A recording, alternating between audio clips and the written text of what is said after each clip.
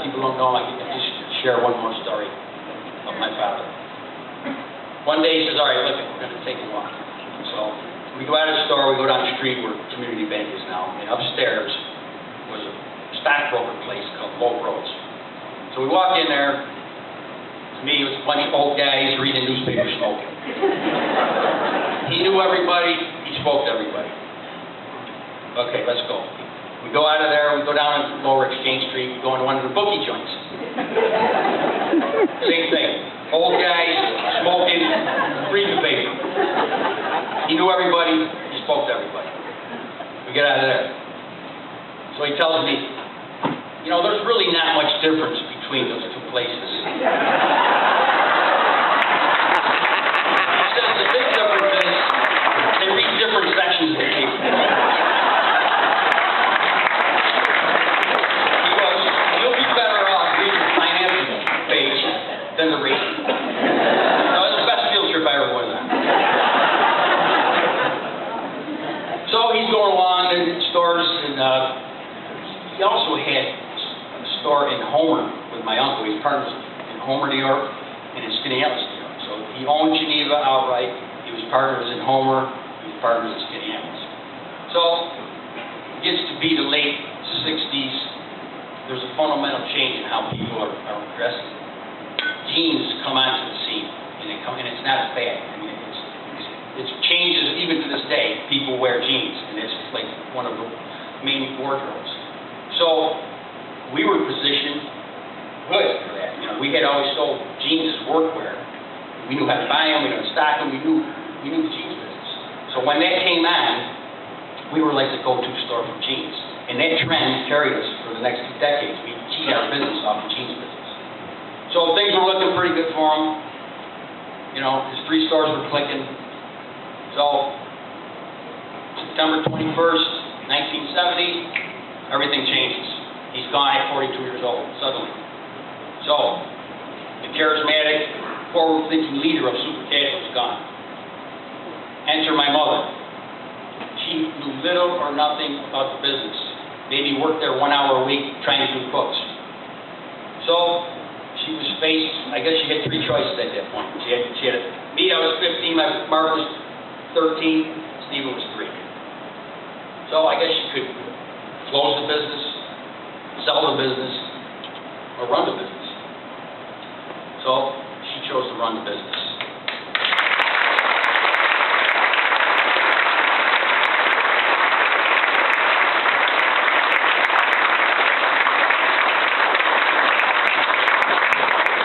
And all she did was run it for 40 years until a fall onto ice caused her such an injury that she called us up. She worked through it for 2 months, and one day she called up on a Monday and she said, look, my legs don't work anymore. I can't come to work.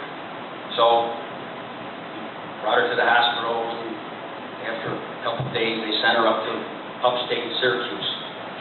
And you know, the doctor showed us the x-ray. He said, look, this is one of the severest injuries you could have. It's in the middle of her back, a piece of bone fragment, it's penetrated the spine. I don't know how long it's been there. Spine doesn't like that. What happens at her age, with the structure of her bones, injury, you know, the best she could hope for is if we do this 8-hour surgery just to get her out of pain. She probably never walk again. She might not regain any of her functions. So she went for the operation. Within a week, she was up with a walker, walking in the hallway. And it looked like things were like a miracle. So then she got this infection, this hospital-borne infection, and it would take me probably half an hour to tell you what she went through in the last 2 years medically. But I would just say this about her. If you want the human version of perseverance, that's her. Her resiliency, her toughness, her unwillingness to give in, her spirit to survive, to take care of her family, are legend to us. So at first, she wasn't going to come here tonight. You know, she hasn't been really out in public in 2 years. And we were talking to her, and she really, being strong-willed woman she wasn't going to come. So I had to use the trump card on her. The 4 words to her that are like kryptonite, she has no defense against them. Do it for us. And since she's been doing it all her life, she had a plan.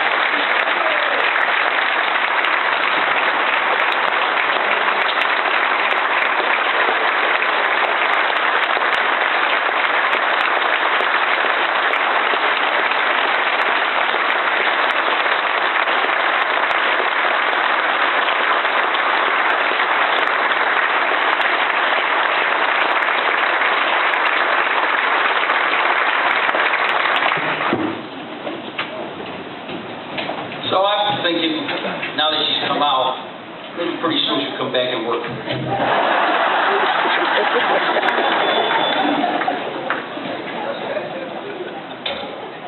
So, we go through the 80s into the 90s.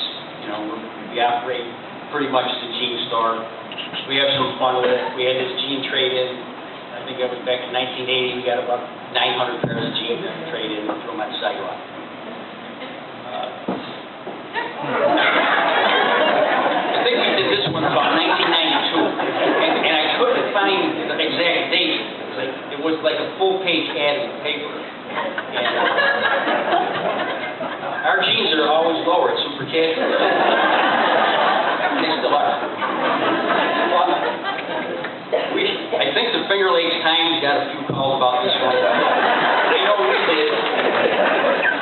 But it was fun to do, and I'd do it again. And if anybody can name the 4 legs there, good prize. And again, I don't know if it did much for business, but 2 of the guys got a lot more dates from it.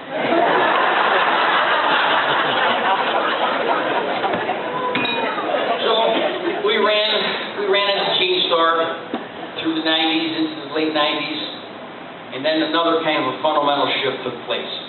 You know, the youth of America was shopping at different places. There was always malls, there was always competition malls and all that. We knew all about that. But these kind of stores came into being that were what I would call vertically integrated. They were brands unto themselves. Abercrombie, American Eagle, Harris Pastel, all those kind of things that the youth of America were shopping at. So that was taking away a big segment of our business. So we didn't know what to do. Bow wow, kind of, what can we do? So we knew the workwear business, we knew the work boot business, we kind of knew the outdoor business. So let's go back to our roots. You know, let's be relevant again, let's turn it into a work store, outdoor store. So that's what we did. We took the other side of the building that we had rented to Casey and Son, we knocked the wall down, and we expanded, and kind of featured our workwear. And that served us well. That kind of picked us back up, gave us relevancy again, and gave us better market share.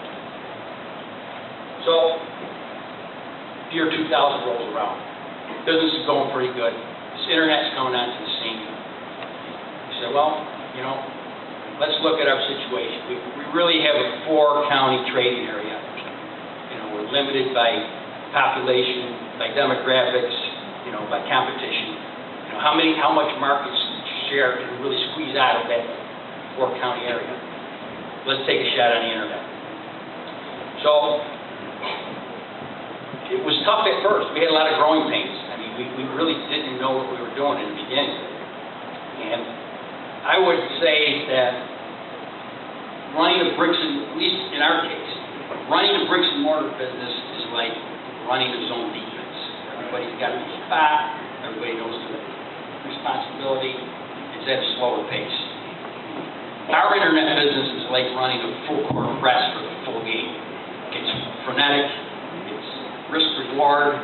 You know, if you make a mistake, the other team gets easy basket. But we've kind of learned how to adapt to it. You really have to play at a faster pace. You know, when we first started out, we would get at the store till 2 or 3 in the morning, trying to get these orders out. You know, we were over our capacity. We were almost imploding, and at times we said, you know, we better shut off this website. We just can't handle the volume of it, and we don't know what we're doing. We didn't have the technology or inventory control or anything. So, through the years, we have added, you know, better technology, better inventory control, better shipping, just better systems. So we've increased our capacity on the internet, and it's worked out for us. It's really been our growth vehicle. This is a little interesting story that happened on Linden Street one day that I won't tell you the whole story. Those faxes are coming to us. I wish they were going out. They were in good order. But anyways, that's kind of the power of the internet was amazing to us, and it surprises sometimes because we found that we could compete on a national level, sometimes even better than we ever did on the local level. So that's kind of what we're looking for the future. We think that's where our best growth is going to be. Just to throw out a few figures, from Thanksgiving of 2009 to Christmas of 2009, there was no billion-dollar days on the internet. This year, from Thanksgiving to December, there was 6 individual billion-dollar days on the internet. And it still only represents less than 10% of total retail. So people are getting more accustomed to it. And, we're going to try to go forward with it. And hopefully, we know from our history, things could change in a moment. Somebody could leave this earth. Somebody could hack into your website. There's a lot of things that change in an instant. But kind of our philosophy is to go as hard as we can for as long as we can. And I thank you all for coming.